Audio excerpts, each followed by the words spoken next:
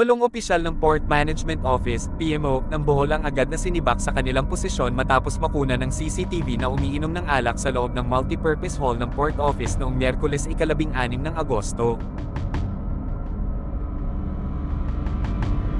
Naganap ang insidente sa kaarawan ng Acting Port Manager ng Bohol na si Lord Tyrone Agaton.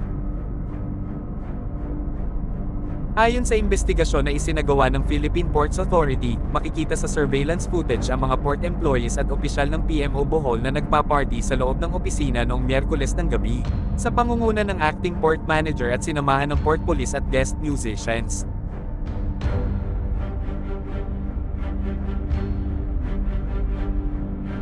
Ipinahayag ni PPA General Manager J. Santiago ang kanyang pagkabigo sa insidente.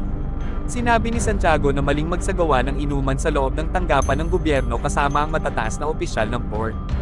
Walang puwang sa pamahalaan ang mga opisyal na ginagawang inuman ng opisina, kahit birthday o anumang okasyon hindi dapat umiinom ng alak sa opisina, sabi ni Santiago. Dapat nga sila pa mismo ang nangunguna sa pagpapanatili ng kaayusan sa pantalan at hindi nangunguna sa pagiging hindi magandang ehemplo sa kanilang mga nasasakupan sa Bohol. Dagdag niya, agad na humingi ng paumanhin si Agaton na ipinaliwanag na ang kanilang mga aksyon ay resulta ng pagiging nasa ilalim ng impluwensya ng alkohol. Sinabi niya na nadala lang ng pagkalasing kaya nagdiwang sila sa loob ng opisina.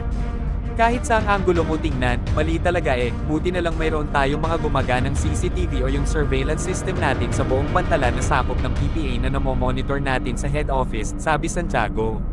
Patunay lamang ito na hindi tayo nagpapabeya sa ating tungkulin na ayusin ang pantalan at mga kawani nito at patunay rin ito na seryoso tayo sa pagsasaayos ng 130 na pantalan nationwide. Dagdag niya, idinagdag nito na naglabas na ng memorandum si Santiago na nagtatalaga ng kapalit sa sinibak na acting head.